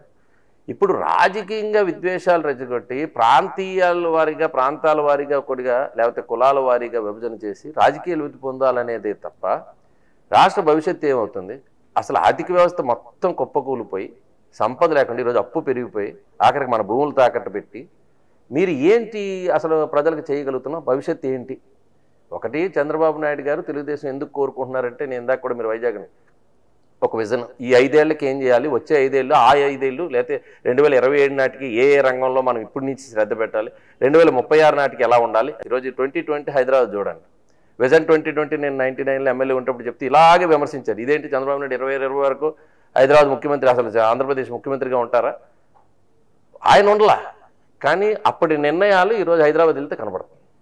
లక్షలాది ఉద్యోగాలు వచ్చి ఒక నగరమే, పెద్ద నగరం ఒకవైపు డెవలప్ అయిపోయింది. ఈరోజు ఓల్డ్ సిటీ వైపు వెళ్ళే పరిస్థితి లేదు. ఎయిర్పోర్ట్ వరకు సిటీ అయిపోయింది, శంషాబాద్ వరకు సిటీ ఎక్స్పాండ్ అయింది. కేవలం మనకంటే చిన్న రాష్ట్రమైన హైదరాబాద్ ఈరోజు ఎంత సంపన్న రాష్ట్రం అయిందంటే కేవలం అలాంటి మహానగరం నిర్మాణం వల్ల. అలాగే మనం అమరావతి చేయాలనుకున్నాడు. ఇది ఒక 10 ఏళ్ళకో 15 ఏళ్ళకో అంత వస్తుంది, ఆటోమేటిక్గా అది చాలు మన రాష్ట్రానికి ఉపయోగపడుతుంది. ఇప్పుడు ఏమైంది? ఇప్పుడు 10 ఏళ్ళు వెనక్కి వెళ్ళాం, ఇన్కమ్ ఉండదు, స్టేట్లో డబ్బులు ఉండవు, ఇంకేమవుద్ది? అంతా అప్పులు ఉంటుంది, దాని వడ్డీ తీసుకోవాలి. ఏం సంక్షేమం? అసలు మొత్తం వ్యవస్థే కోల్పోయే పరిస్థితి. సంక్షేమ పథకాలు చేశాము, అమ్మఒడి, రైతు రుణమాఫీ, ఇలా చాలా వరకు చేస్తున్నాం, మాకే పడతాయి అని ఆటోమేటిక్గా చెప్తున్నారు. సిటీలో కాకపోయినా పల్లెటూరులో ఓట్లు పడే అవకాశం ఉందని చెప్పి అంటున్నారు. దానికి ఏమంటారు సార్? మీకు ఒక 10 రూపాయలు ఇచ్చి 100 రూపాయలు తీసుకునేది కూడా ప్రజలు గ్రహించారు. నేను అంటుంది వెల్ఫేర్ స్కీమ్స్ ప్రతి గవర్నమెంట్ ఉంది. ఈరోజు అప్పుడు చంద్రన్న బీమా ఇచ్చేవాళ్ళం, అన్నా క్యాంటీన్లు పెట్టి 5 రూపాయలకి భోజనం పెట్టేవాళ్ళం. ఇవన్నీ స్కీములు దగ్గర బెస్ట్ అవైలబుల్ స్కూల్స్ ఉండేవి. చాలా స్కీమ్స్ తీసేశారు కదా, తెలుగుదేశం ప్రభుత్వం హయాంలో ఉండేవి, ఇప్పుడు తీసేశారు. మేమేమంటున్నామంటే ఈరోజు ఈ పథకాల కంటే బెటర్ పథకాలు, గతం కంటే మెరుగైన పథకాలు. ఈరోజు తల్లికి వందనం అంటే ఒకరికే ఇస్తాం, అంతకుముందు అందరికీ ఇస్తామన్నారు. ఈరోజు మేము అమ్మఒడి స్థానంలో తల్లికి వందనం అని చెప్తున్నాం. అదేవిధంగా 18 ఇయర్స్ నిన్న వాళ్ళకి 1500 ఇస్తున్నామని చెప్తున్నాం. ఈరోజు నెలకి 1500 అని చెప్పి. ఈరోజు అలాగే నిరుద్యోగ భృతి, ఆ రోజు 1000 రూపాయలు ఇచ్చేవాళ్ళు, ఇది తీసేశారు. ఉద్యోగాల కల్పన లేదు, నిరుద్యోగ భృతి లేదు. ఇప్పుడు ఈరోజు 3000 ఇస్తా ఉన్నాం. సంక్షేమం దానికంటే పెద్ద ఎత్తున ఇవ్వచ్చు ఎప్పుడు? సంపద సృష్టించినప్పుడు. ఇన్కమ్ జనరేట్ చేయలే, అందువల్ల ఏమైంది? ఒక్కసారి కూడా మేము కరెంటు బిల్లు పెంచలేదు 5 ఏళ్ళలో. ఈరోజు 9 టైమ్స్ పెరిగింది. ప్రతి నెల 300, 400 బిల్లు కట్టేవాడు 1500 కడుతున్నాడు నెలకి. ఎంత బటన్ అయింది? ఒక కరెంటు బిల్లు ఉదాహరణ తీసుకొస్తుంది. గ్యాస్ పెరిగిపోయింది, కరెంటు బిల్లు. ఇప్పుడు ప్రతి కుటుంబానికి నిత్యం ఉండేటువంటి ఖర్చు ఇది. నిత్యావసరాలు, నూనెలు, కందిపప్పు అన్నీ పెరిగిపోయినాయి. ఈరోజు ప్రచారం జరిగినంతగా, అంత పబ్లిసిటీ చేసినంతగా ప్రజలకి ఏదైతే మీరు అంటున్న బెనిఫిట్స్ అందేటువంటి క్రమం లేదు. ఈరోజు మనం హౌసింగ్ తీసుకొని టిట్కో, అప్పుడు మా గవర్నమెంట్ ఇచ్చిన టిట్కో హౌసెసే. కొత్తగా ఈ గ్రూప్ హౌసెస్ లేవు. జగనన్న కాలనీస్ ఎవరు కూడా కట్టుకునే పరిస్థితి లేదు. 35,000 కట్టి 2.5 లక్షలు ఇచ్చేవాళ్ళు ఒక ఇంటికి. ఒక స్థలం ఉంటే 2.5 లక్షలు వాళ్ళ అకౌంట్లు వేసేవాళ్ళు, కట్టుకున్నారు. ఈరోజు ఏది? ఒక నియోజకవర్గం ఒక ఇల్లు లేదు, ఎవరి స్థలం కట్టుకోలేదు. వెల్ఫేర్ సంక్షేమం అనేటువంటిది రాష్ట్రంలో పబ్లిసిటీ రూపంలో ఉంది, ఇంటికి స్టిక్కర్ రూపంలో ఉంది, రేషన్ డిపోకి వాహనం రూపంలో ఉంది. ఆ రేషన్ డిపోలు ఏమి ఇస్తున్నారంటే గతంలో చంద్రన్న కానుక వచ్చేది, కందిపప్పు వచ్చేది, బెల్లం వచ్చేది, నెయ్యి వచ్చేది. ఇప్పుడు అవే లేవు కదా. సన్న బియ్యం అని చెప్పారు, ఈరోజు అవి లేవు. ఏ బియ్యం ఇస్తున్నారు? అది కూడా లైన్లు కాస్తున్నారు. ఈరోజు దానికి పబ్లిసిటీ ఎక్కువ ఉంది. ఆ రోజు అన్ని కాలం ఇచ్చిన ఎక్కడ బ్యానర్ కూడా లేదు. రేషన్ డిపోకి వెళ్ళి ఎప్పుడు కావాలంటే అప్పుడు తీసుకునేవారు. సో ఇక్కడ ఏంటంటే ప్రచారం చాలా ఎక్కువ ఉంది, పెద్ద యాడ్స్ ఉన్నాయి, పెద్ద యాడ్ బోర్డ్స్, ఇప్పుడు సిద్ధం బోర్డులాగా. ప్రజలకి చేరింది తక్కువ, ప్రజలు ఖర్చు పెట్టేది ఎక్కువ. ఈరోజు ప్రభుత్వం వచ్చిన తర్వాత వాళ్ళకి వ్యయం పెరిగింది ఆదాయం కంటే. 10 రూపాయలు ఇచ్చి 100 రూపాయలు పోతుంది అన్ని సెక్టార్స్లో. ఒకవైపు లెక్కర్లో కానీ, శాండ్, ఇసుక ఎంత, ఇసుక విపరీతంగా పెరిగింది. భవన కార్మికులు కానీ, భవన నిర్మాణదారులు కానీ తీవ్ర అసంతృప్తితో ఉన్నారు. ఉద్యోగస్తులు కోరి ఎన్నిక చేసుకున్నారు, టీచర్లు కానీ, పోలీసు కానీ. ఈరోజు వారిని ఇంటర్వ్యూ చేయండి, 90% అందరూ ఏ ఒక్కరు కూడా హ్యాపీగా లేరు. ఎన్ని అవుట్సోర్స్ ఉద్యోగులకు హామీలు ఇచ్చుకుంటూ పోయారు పాదయాత్రలు. ఒక్క హామీ 85% హామీలు అమలు కాలేదు రాష్ట్రంలో. వై నాట్ 175 అంటే అసలు మీకు ఏ సెక్టార్ హ్యాపీగా ఉన్నది? ఎందుకంటే మీకు ఒక సంవత్సరం క్రితం ఈ రాష్ట్రంలో 3 చోట్ల ఎన్నికలు జరిగినాయి. వాళ్ళు నేరుగా మ్యాండేట్ ఇచ్చేశారు. చదువుకున్న వాళ్ళు, ఎడ్యుకేటెడ్, అందులో పూర్ ఉన్నారు, మిడిల్ క్లాస్ ఉన్నారు, వ్యాపారస్తులు ఉన్నారు, ఉద్యోగస్తులు ఉన్నారు, అన్ని సెక్టర్, ఆడవాళ్ళు ఉన్నారు, మగవాళ్ళు ఉన్నారు, రీజన్స్ ఉన్నాయి, ఉత్తరాంధ్ర ఉన్నారు, రాయలసీమ ఉన్నారు. ఇంకేం కావాలి మీకు? ప్రాంతాలు మేకపోతు గాంభీర్యం కూడా డిసైడ్ అయిపోయారు, సిద్ధం. అందుకే మీకు ఫాస్ట్గా శంకుస్థాపనలు జరుగుతున్నాయి. మీకు ఎలక్ట్రిక్ నోటిఫికేషన్ వచ్చింది, తర్వాత ప్రభుత్వ అధికారంలో రావు, మనం ఇప్పటికే కొబ్బరికాయలు కొట్టాలి, ఆఖరికి భవనాలు కాకపోయినా ఇంకో ప్రోగ్రాం పెట్టుకుని ఆ భవనాల దగ్గరికి వెళ్ళి ఫోటోలు తీసుకుంటున్నారు. మీకు ఆ నియోజకవర్గంలో కూడా మీకు ఇవే చెప్తున్నా కదా, ఇది ఇళ్ళకి మేము శంకుస్థాపన చేసి ప్రొసీడింగ్స్ ఇచ్చాం. చేసిన తర్వాత సంవత్సర కాలంలో అనేక బ్లాక్స్, టిట్కో హౌసెస్, సత్యనారాయణలో, Padmanabhapuram, Gowrinagar, Paidimamba colony, Muchimamba colony, Rajiv colony, ఈ స్లమ్ క్లియరెన్సెస్ అన్నీ కూడా ఈరోజు అప్పట్లోనే పైడిమాంబ కాలనీని మా ప్రభుత్వంలోనే దింపేయటం జరిగింది. వీళ్ళు ఒక 2-3 years లేట్ చేసి ముచ్చిమాంబ కాలనీ, చాకలిగడ్డ కూడా కంప్లీట్ చేసి దించారు. ఇక అచ్చెన్నాయుడులోవా ఎక్కడేసిన గొంగలు అక్కడ వదిలేశారు. పద్మనాభపురం కూడా ఇప్పుడు రంగులేసే పనిలో ఉన్నారు. అంటే నేనేమంటానంటే ఇది 1.5 year 2 yearsలో కంప్లీట్ అవ్వాల్సిన ప్రాజెక్ట్. మేము 2018లో మొదలుపెట్టాం. 19 ఎండింగ్ కానీ లేకపోతే 2020 నాటికి కానీ అన్నీ కూడా పూర్తి చేయాలనేటువంటి దీనిలో ఆ వేగంగా ఆ షీర్వాల్ టెక్నాలజీతో కట్టాం. మా దురదృష్టం కొద్దీ పాప బెనిఫిషియర్స్ దురదృష్టం కొద్దీ ప్రభుత్వం మారింది.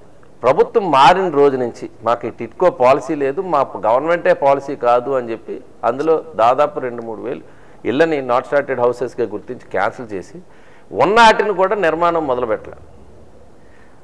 ఈ 1 year లాస్ట్ 1 year నుంచి స్టార్ట్ చేసి ఎలక్షన్ వస్తున్నాయని ఇప్పుడు మొదలుపెట్టి అవి కూడా ఇప్పటికీ కూడా అచ్చెన్నాయుడులో అయితే అవ్వలేదు. మొలగాడ, పద్మనాభపురం కూడా దగ్గరగా, అంటే ఇంకా ఇన్ఫ్రాస్ట్రక్చర్ పనులు ఉన్నాయి, ఇంకా ఇన్ఫ్రాస్ట్రక్చర్, పవర్, వాటర్ ఇవ్వకపోయినా ఎన్నికలు వస్తున్నాయి కాబట్టి ఆదరాబాదరగా ఈరోజు రిజిస్ట్రేషన్ ప్రక్రియ, పట్టాలు ఇచ్చే ప్రక్రియ, ఇవన్నీ ఎవరికి అర్థం అవుతాయి? అంటే నీకు నిజంగా ధీమా ఉంటే రేపు గవర్నమెంట్ వస్తే నెమ్మదిగా అప్పుడు ఓపెన్ చేయొచ్చు కదా, గృహప్రవేశాలు చేయొచ్చు కదా.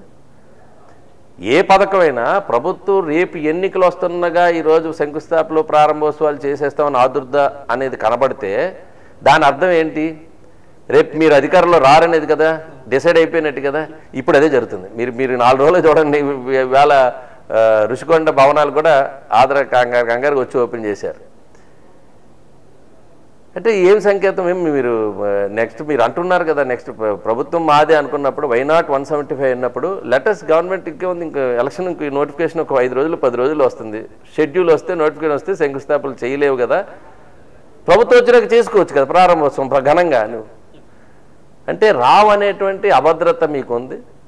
ఈలోగానే ఏదైనా చేయాలి అనేటువంటి తాపత్రయం అయితే ఈ ప్రభుత్వంలో కనపడుతుంది. స్పష్టంగా ప్రతి ఒక్కరు ఇదే పనిలో ఉన్నారు. మీరు రాష్ట్ర వ్యాప్తంగా మంత్రులు కానీ, శాసనసభ్యులు కానీ అందరూ కూడా ఇన్స్ట్రక్షన్స్ త్వరగా మీరు శంకుస్థాపన, ప్రారంభోత్సవాల ప్రాజెక్టులు స్టార్ట్ చేయమని.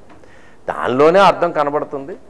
మీరు ఏదైనా పనులు పూర్తి చేసి ఇవన్నీ కూడా అందరికీ అందించిన రోజు బాగుండేది. మా ప్రభుత్వంలో ఉండేటువంటి పథకాలే ఈరోజు ఇంకా కంప్లీట్ చేయలేకపోయినారు. ప్రాజెక్టులు ఆగిపోయి, పోలవరం కావచ్చు, రాజధాని కావచ్చు, ఇక్కడ ఉండేటువంటి ప్రాజెక్టులు కానీ అన్నీ కూడా ఆగిపోయినాయి. ఇప్పుడున్న వైసీపీ పార్టీలో మొదటిసారి ఎమ్మెల్యేగా గెలిచిన వారు కూడా ఎంపీగా, మంత్రిగా ఎన్నుకోబడ్డారు. కానీ మీరు 3 పర్యాయాలు ఎమ్మెల్యేగా గెలిచారు, ఒకసారి కూడా మంత్రిగా చేయలేదు. ఇప్పుడు క్యాబినెట్ అనేటువంటిది, మంత్రివర్గం అనేది ఈక్వేషన్స్ బట్టి, అప్పుడుండే పరిస్థితులు బట్టి ముఖ్యమంత్రి గారికి ఉండేటువంటి ఆ డెసిషన్. సో దాంట్లో వ్యక్తులు అనేటువంటిది ఉండదు. జిల్లాలకు ప్రాతినిధ్యం, అక్కడ ఉండేటువంటి సామాజిక సమతుల్యాలు ఇవన్నీ కూడా చూసుకొని ఎప్పుడు కూడా అవకాశాలు అనేటువంటి వస్తూ ఉంటాయి. ఇందులో ఫస్ట్ టైమర్స్కి 99లో కూడా ఫస్ట్ టైం ఎమ్మెల్యేస్ చాలామంది అప్పుడు క్యాబినెట్లో రావడం జరిగింది. ఏ క్యాబినెట్లోనే ఫస్ట్ టైమర్స్కి రావచ్చు. 6-7 సార్లు ఎమ్మెల్యేలు చేసిన వాళ్ళు కూడా రాకపోయిన వాళ్ళు కూడా ఉన్నారు. సో నేను కాదు, నేను ఇంకా 3 సార్లు అన్నాను. 6-7 సార్లు చేసిన వాళ్ళు కూడా ఒకసారి కూడా క్యాబినెట్ చేయలేని వాళ్ళు కూడా చాలామంది ఉంటారు మీరు హిస్టరీలో తీసుకుంటే. కాబట్టి మంత్రి పదవి అనేటువంటిది, కొలమానం అనేటువంటిది ఎప్పుడు కాదు. ఎన్ని పర్యాలు చేశామనేటువంటిది కాకుండా అవకాశాలు అనేటువంటివి అప్పుడు పరిస్థితులకు అనుగుణంగా నాయకుడు తీసుకునేటువంటి, నేను అది ఏ రాజకీయ పార్టీలోనే. వైసీపీ పార్టీ కొడాల నాని గారు చంద్రబాబు నాయుడు తెచ్చిన సూపర్ 6 పథకాలన్నీ కూడా ఒక్కొక్క స్టేట్ నుంచి తెచ్చి ఇక్కడ రుద్దుతున్నారు జనాల మీద. చంద్రబాబు నాయుడు గారు ఓన్గా తెచ్చిన పథకాలు అయితే కాదు. అమ్మఒడి అనే పథకం ఒకటి, మహిళలకి బస్ ఫ్రీ అనే పథకం ఒకటి, ఇవన్నీ కూడా ఒక్కొక్క స్టేట్ నుంచి ఒక్కొక్కటి పథకం జనమే పెడుతున్నారు అని చెప్పి అంటున్నారు. ఆయన కూడా తెలుగుదేశం నుంచి అసలు రాజకీయంగా వచ్చింది. టీడీపీ వచ్చిన తర్వాత వెల్ఫేర్ అనేటువంటిది అంటే మొట్టమొదటిసారి దేశంలో ఒక చర్చ జరిగిందే తెలుగుదేశం పార్టీ ఒక రీజనల్ పార్టీ ఎన్టీ రామారావు గారు పెట్టినాకే అసలు వెల్ఫేర్ ప్రోగ్రాం. అసలు ఒకరు పేదవాడికి ఇల్లు కట్టాలి, వాడికి బట్ట ఉండాలి, తిండి వాళ్ళు 2 రూపాయలు కిలో బియ్యం ఇవ్వాలి. అసలు సంక్షేమం అనేది ఆలోచన మొదట చేసిన తర్వాత అదర్ స్టేట్స్ అది ఎగ్జాంపుల్గా వెళ్ళింది. వెల్ఫేర్ ప్రోగ్రామ్స్ పైన ఆయన కానీ తర్వాత చంద్రబాబు నాయుడు గారు కానీ ఈ బీమా పాలసీ లాస్ట్ టైం చంద్రబాబు బీమా ఒక one of the successful program. ఈరోజు అది తీసేశారు, ఈరోజు ఎవరికీ లేదు, ఈవెన్ సీఎం రిలీఫ్ కూడా. ఈ వెల్ఫేర్ ప్రోగ్రామ్స్ ఎవరికో కాపీ కట్టాల్సిన అవసరం లేదు, ఎందుకంటే చాలా సుదీర్ఘ అనుభవం ఉన్నటువంటి రాజకీయ పార్టీ. మీకు ఆ టైంలో మీరు 85లో ప్రధాన ప్రతిపక్షం తెలుగుదేశం పార్టీ పార్లమెంట్లో, ఇక్కడ కూడా కాదు పార్లమెంట్లో ఆ రోజు కాంగ్రెస్ పార్టీకి అగెనిస్ట్గా మిగిలినవి లేవు. ప్రధాన ప్రతిపక్ష హోదాలో తెలుగుదేశం పార్టీ ఎంపీలు ఉండేవారు. ఆంధ్ర రాష్ట్రం నుంచి తెలుగుదేశం పార్టీ ఉన్న ఓన్లీ ఒక్క స్టేట్లో ఎలక్ట్ అయిన ఎంపీలే. ఇప్పుడు దేశానికి కొన్ని సూచనలు చేయటం కానీ దేశంలో కొన్ని నిర్ణయాలు తీసుకోవడంలో కానీ చాలా కీ రోల్ ప్లే చేశారు చంద్రబాబు నాయుడు గారు కావచ్చు, ఎన్టీ రామారావు గారు కావచ్చు, ఈవెన్ అక్కడ అబ్దుల్ కలాం గారి నిర్ణయం కావచ్చు, లేకపోతే ఈవెన్ ప్రెసిడెంట్స్ డెసిషన్స్ కావచ్చు, లేకపోతే ప్రైమ్ మినిస్టర్ నియామకంలో కానీ అప్పుడు నేషనల్ ఫ్రంట్ తర్వాత యునైటెడ్ ఫ్రంట్ ఇలాంటి మన ఎన్డీఏలో కానీ భాగస్వామ్యంగా ఉండేటప్పుడు చాలా నిర్ణయాల్లో దేశానికి కొన్ని రాష్ట్రాలకి కూడా ఎగ్జాంపుల్గా తెలుగుదేశం పార్టీ ఉంది. ఎవరి దగ్గర కాపీ కొట్టాల్సినటువంటి అవసరం లేదు. మన పబ్లిక్కి ఏం అవసరమో వీరేం కోరుకుంటున్నారో మన రాష్ట్ర అవసరాలకు తగ్గట్టుగా మన జీవన విధానాలకు తగ్గట్టుగా రాజకీయ పార్టీలు కొన్ని పథకాలు అమలు చేస్తూ ఉంటాయి. అందులో ఏ సెక్టార్ని ఏ రీజన్స్ని ఏ రకంగా వాళ్ళ నీడ్ ఏంటో దాన్ని అనౌన్స్ చేస్తూ ఉంటారు. అందులో భాగమే ఈ నిర్ణయాలు కూడా, ఈ సూపర్ 6. బహుశా మనకంటే ముందు ఎన్నికలు జరుగుతున్నాయి కాబట్టి అక్కడ ఉన్నాయని వీళ్ళు అనుకుంటూ ఉండొచ్చు. బట్ వాళ్ళకే మేము సలహా ఇచ్చామని నేను అనుకున్నాను. మా చంద్రబాబు నాయుడు గారు సలహా తీసుకున్న వాళ్ళందరూ ఫాలో అయ్యారేమో నేను అనుకుంటున్నాను. ఎందుకంటే ఇవి ఇప్పుడు పెట్టినవి కాదు, ఆ ఎలక్షన్స్ ముందే ఇవి ప్రజల్లో తీసుకెళ్తున్నాం. తెలంగాణ ఎలక్షన్స్, కర్ణాటక ఎలక్షన్స్ జరగక ముందే మేము ఈ ఓటర్ దగ్గరికి ఈ సూపర్ 6 భవిష్యత్ గ్యారెంటీలో భాగం అని చెప్పి ఇవి ప్రజల్లోకి తీసుకెళ్తున్నాం. ఎన్నికల తర్వాత అయినాయి, మేము సంవత్సరంన్నర నుంచి ఇవి ప్రజల్లోకి తీసుకెళ్తున్నాం. మేము రాబోయే కాలంలో ఈ పథకాలు మీకు వస్తాయి, రైతాంగానికి కానీ లేకపోతే స్కూల్కి వెళ్ళే పిల్లలకు కానీ లేదా మహిళలకు కానీ. మహిళలకు ముందు ఈ ఖర్చు అంతా పెరిగింది, మీకు ఈ ఖర్చులు పెరిగాయి కాబట్టి మీకు ఆదాయం క్రియేట్ చేయాలి. మీకు ఆర్టీసీ ఛార్జీలు కానీ గ్యాస్ ధరలు కానీ లేకపోతే ఏదైతే ఈ ఆడబిడ్డ నిధి కింద 1500 రూపాయలు 18 ఏళ్ళు నిండిన వారికి ఇవ్వాలని కానీ. ముఖ్యంగా ఉద్యోగాలు లేవు, జాబ్ క్యాలెండర్ ఇస్తున్నారు, అప్పటికే 3 ఏళ్ళు గడిచిపోయింది, ఇంకా మీకు జాబ్స్ రాలేదని యువత నిర్వీర్యం అయినారు. వాళ్ళు కూడా ఆత్మహత్యలు చేసుకుంటున్నారు, రైతాంగం ఆత్మహత్యలు. వీళ్ళకో భరోసా ఉండాలని భవిష్యత్ గ్యారెంటీ అనే పథకం మా 1.5 ఇయర్ నుంచి మొదలుపెట్టాం. అప్పటికి ఈ ఎలక్షన్స్ అవ్వలేదు. సో ఆయనకి అప్పటికి మంత్రి పదవి తీశారు, అందుకని ఆయన ఆ బాధల్లో ఉన్నట్టు అలా మాట్లాడారు. కానీ వాస్తవానికి అది కాదు. ఎందుకంటే ఈ ప్రోగ్రామ్స్ మనం ఎక్స్క్లూజివ్గా మనకు ఇక్కడ అప్పటికే ప్రజల్లోకి తీసుకెళ్తున్నాం. ఇది గత 1 ఇయర్గా నడుస్తుంది. 1 ఇయర్ తర్వాత ఇప్పుడు 1 ఇయర్ కాలేదు కదా, తెలంగాణ ఎలక్షన్స్ మొన్న అయినాయి. బట్ ఈ పథకాలు ప్రజల్లోకి తీసుకెళ్తూ చారణాలు అయింది. ఇన్నాళ్ళ మీ రాజకీయ జీవితంలో అసంతృప్తి ఏమైనా ఉందా సార్? మా ప్రజలకి ఇది చేయలేకపోయాను నేను అని ఏమైనా ఉందా సార్? అంటే మేజర్ ఇష్యూస్ ఇప్పుడు 2 ఎంఆర్ఓ కార్యాలయాలు ఇంత ముందు ఉండేవి కాదు. ఆ ఎంఆర్ఓ కార్యాలయాలు కూడా తీసుకొని వచ్చాం. నేను ఫస్ట్ టైం ఎమ్మెల్యే ఉన్నప్పుడు రైతు బజార్లు వచ్చినాయి, గోపాలపట్నం హాస్పిటల్ తీసుకొచ్చాం, ఇండోర్ స్టేడియాస్, మీకు జిల్లా పరిషత్ హై స్కూల్ అనేటువంటిది గవర్నమెంట్ సెక్టార్లో ఒక్క స్కూల్లో రానివి తీసుకొని వచ్చాం. బాధ ఎక్కడ కలుగుతుందంటే అవి ప్రాపర్గా యూటిలైజ్ చేసినప్పుడు బాధ ఉండదు. ఇప్పుడు ఇండోర్ స్టేడియం కట్టాను, ఎక్కడా లేదు. మీకు దేశంలో జిల్లా పరిషత్ యూనివర్సిటీస్లో ఉంటాయి, ఇంజనీరింగ్ కాలేజీలు ఇండోర్ స్టేడియాలు ఉండొచ్చు. గవర్నమెంట్ స్కూల్లో దేశంలో ఇండోర్ హాల్ లేదు.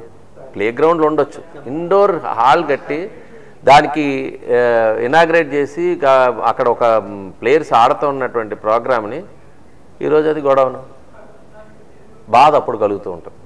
ప్రాపర్గా యూటిలైజ్ జరిగి మనం చేసినది మన కృషి ఒక సత్ఫలితాలు ఇచ్చి ఈరోజు అన్నిటి పైకి వెళ్ళిన వాళ్ళందరూ ఫోన్ చేసిన గ్రీట్ చేసిన బ్రహ్మాండంగా వెళ్ళిపోతున్నాం, ఇక్కడ అరగంట వేస్ట్ అయ్యేది అని పెద్దవాళ్ళు చిన్నవాళ్ళు, నేను చదువు చెప్పిన మాస్టర్లు ఆల్ నాకు చదువు చెప్పిన వాళ్ళు కూడా చెప్పారు, కింద ఉండేటువంటి యంగ్స్టర్స్ కూడా ఇలా అడుగుతున్నప్పుడు మనకు ఎంత ఆనందం ఉంటుందో.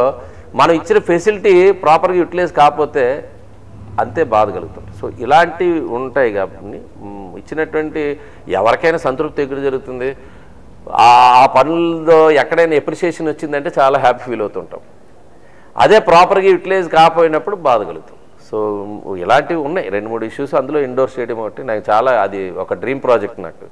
ఎందుకంటే ఇండియన్ క్యాంప్స్ ఇక్కడ జరిగి ఇక్కడ నుంచి మెడల్స్ తీసుకురావడానికి ఒక ట్రైనింగ్ సెంటర్లా తయారు చేశాను. అది ఇండియన్ వాలీబాల్ క్యాంప్స్ లేకపోతే టేబుల్ టెన్నిస్, చెస్ ఇలాంటివన్నిటి కూడా వాళ్ళు ఇక్కడికి వచ్చి వాళ్ళ కోచెస్కి అకామిడేషన్ అది పెట్టి వాళ్ళు ఇక్కడ అకాడమీలాగా రన్ చేసి వాళ్ళు ట్రైన్ చేసి నేషనల్ లెవెల్లో తీసుకెళ్లేటువంటి ఒక పెద్ద మంచి ఫెసిలిటీ. ఈరోజు కరణం మల్లేశ్వరి ఒలింపిక్ మెడల్ తెచ్చుకుంది అంటే, అయితే సింధు మెడల్ తెచ్చుకున్నారంటే ఎలా తీసుకొచ్చారు? ఎవరో ఒక ప్రాపర్ ట్రైనింగ్, ఒక అకాడమీస్ వస్తే అలాంటి అకాడమీకి సంబంధించిన షెల్టర్ గోపాలపట్నంలో పెట్టుకున్నాను. అది నిరుపయోగం అయిపోయింది. పాలసీస్ ఏవో అవ్వచ్చు, గవర్నమెంట్ మారచ్చు, బట్ ఆ యూటిలైజేషన్ అనేటువంటిది జరగకపోయినప్పుడు బాధ కలుగుతుంది. నేను బాధ కలిగింది ఇలాంటి వాటిల్లోనూ బాధ కలగాలి తప్ప ఇంకొక. సార్, రాజకీయ నాయకులు అంటే ఎలా ఉండాలనుకుంటున్నారు సార్? ఎలా ఉండాలి? ప్రజెంట్ ఎలా ఉండట్లేదు. రాజకీయ నాయకులు అని కాదు, ప్రజాప్రతినిధులు అనేవాళ్ళు. రాజకీయ నాయకులు అంటే అన్ని రాజకీయ పార్టీలు ఉంటారు. ప్రజాప్రతినిధులు అనేటువంటి వారు ఒక బాధ్యత. ఇది ఇట్స్ నాట్ ఎ పవర్. మనకేదో అధికారం ఉందనేటువంటిది కాకుండా ఇట్స్ రెస్పాన్సిబుల్ పొజిషన్లో ఉన్నాం. ప్రతిదీ బాధ్యతగా తీసుకొని ఆ బాధ్యత నెరవేర్చడానికి ప్రజలు ఇచ్చినటువంటి బాధ్యతగా ఆలోచన చేసిన రోజు డెఫినెట్గా వ్యవస్థ బాగుంటుంది. ఇది నాకు అధికారం అనేటువంటి భావించినప్పుడు అక్కడ సమస్య వస్తుంది. సో నేను అనుకునేది ఎప్పుడు కూడా రెస్పాన్సిబిలిటీ కింద తీసుకోవాలి. మీ క్యాన్వాసింగ్ ఎప్పుడు స్టార్ట్ చేస్తున్నారు సార్? ఎలక్షన్స్ వచ్చాయి కదా, మీ క్యాన్వాసింగ్ ఎప్పుడు స్టార్ట్ చేస్తున్నారు సార్? నేను ప్రచారంలోనే ఉన్నాము. గత కొంతకాలంగా ప్రభుత్వ వ్యతిరేక విధానాలను ఎప్పటికప్పుడు ప్రజల్లోకి తీసుకెళ్తున్నాం. టికెట్ అనౌన్స్ అయింది కాబట్టి ఉమ్మడి అభ్యర్థిగా, ఎందుకంటే రాజకీయ పార్టీలు మనం కలిసి పోటీ చేయాలనుకున్నప్పుడు అధికారికంగా ఎప్పుడైతే టికెట్స్ అనౌన్స్ కాబడినాయో డెఫినెట్గా త్వరలో ప్రచారం మొదలు పెడతాం. ప్రచారం మొదలుపెట్టేటప్పుడు డెఫినెట్గా ప్రజలకి ప్రభుత్వ వ్యతిరేక విధానాలతో పాటు మా రాష్ట్రం నుంచి ఏదైతే సూపర్ 6తో పాటు త్వరలో పవన్ కళ్యాణ్ గారు, చంద్రబాబు నాయుడు గారు కలిసి చెప్పేటువంటి మేనిఫెస్టో కూడా రిలీజ్ అవుతుంది. సో అన్ని సెక్టార్స్ని టచ్ చేసేది.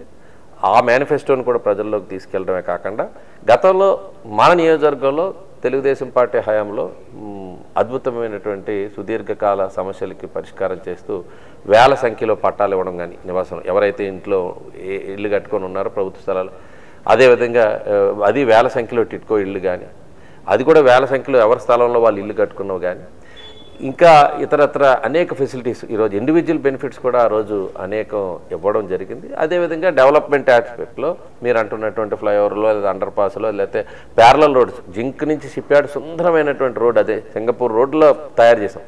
ఇప్పుడు అది మెయింటైన్ చేయలేదు కనుక ఆ రోడ్ అంత అద్భుతంగా తయారు చేసాం.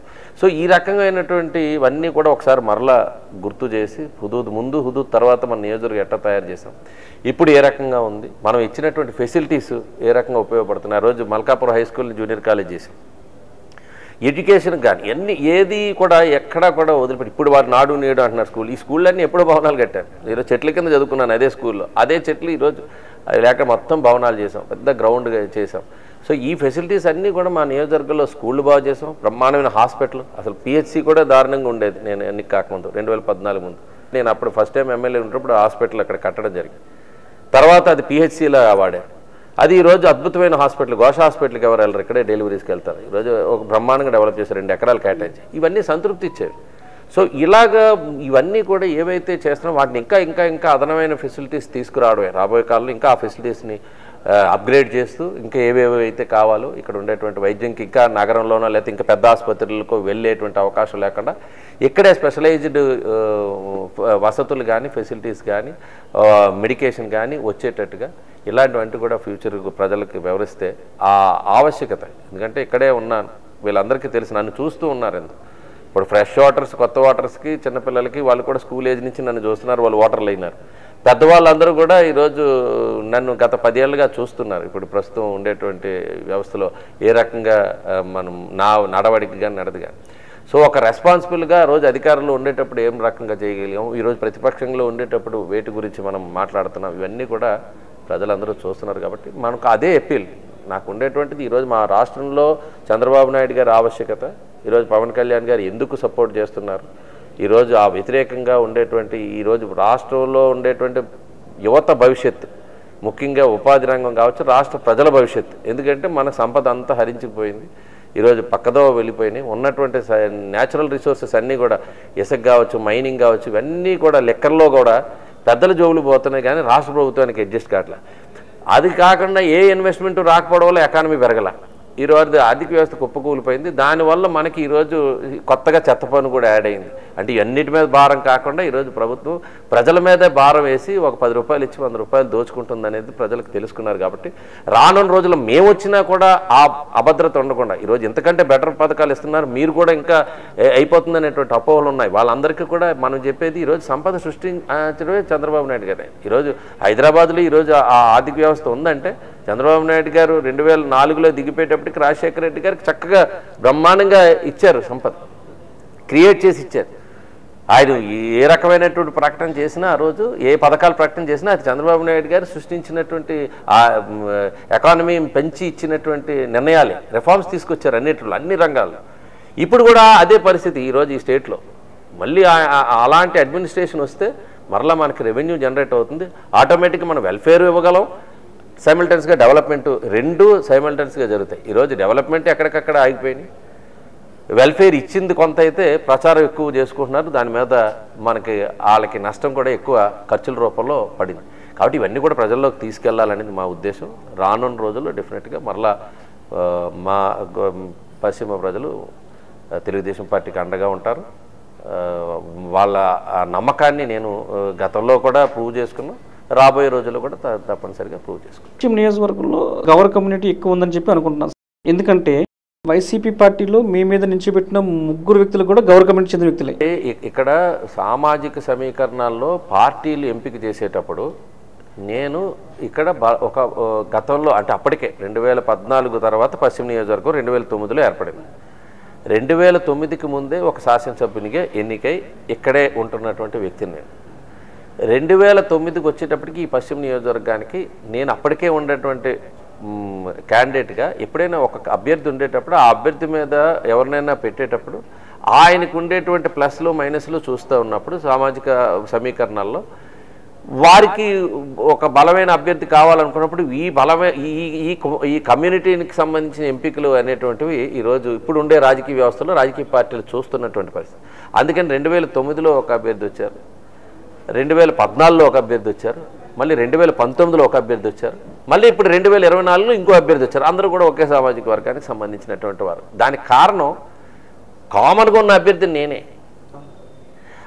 ఇందులో మనకు అర్థం కావాల్సిందంటే ఇక్కడ ఉండేటువంటి ఈ సామాజిక వర్గంలో ఓట్లైనా కాస్త బ్రేక్ చేయాలనేటువంటిది ఒక వ్యూహం అవతల పార్టీకి ఉండొచ్చు తప్ప ఎక్కడ అధికంగా ఉన్నారని అదైతే నేను కాదు. అన్ని సామాజిక వర్గాలు వేస్తేనే నేను ఎన్నికవుతున్నాను, ఎవరైనా ఎన్నికవుతారు. ఎన్నో అర్బనైజేషన్ వచ్చిన తర్వాత గ్రామాల్లో అలా ఒక సామాజిక వర్గం ఉంటుంది, కానీ ఇది టౌన్ అయిపోయింది, పూర్తిగా టౌన్.